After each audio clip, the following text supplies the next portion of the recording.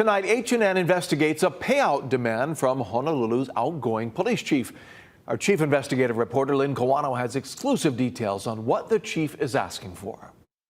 Chief Joe Logan sent a demand letter to the city 2 weeks ago seeking a payout for how his departure was handled. HPD's chief is not going out without a fight.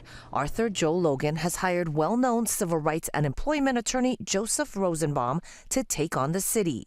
Logan claims he was forced out by Mayor Rick Blangiardi after 3 years at the helm.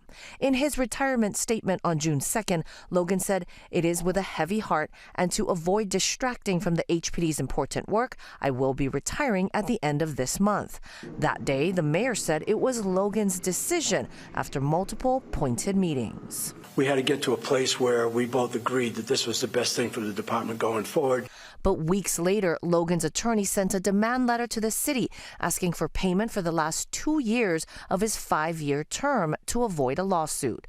Logan makes about $230,000 a year. Very often, a lawyer will send a demand letter in order to trigger negotiations or ask the defendant to enter into negotiations so that we can avoid a lawsuit. It is very helpful for meritorious claims because then we can settle without having to force the parties to litigate, which is extremely stressful on all parties.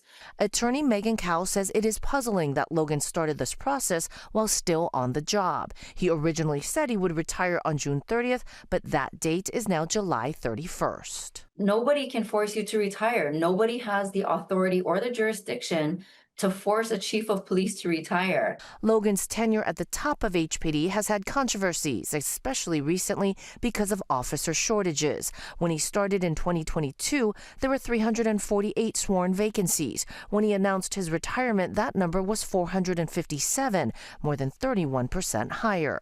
Logan was criticized for returning about $50 million to the city, money that could have gone to officer retention or hiring programs. I did ask the city and the mayor's office for a copy of the demand letter and their response to Logan's legal team. They denied the request. I'm Lynn Kawano, Hawaii News Now.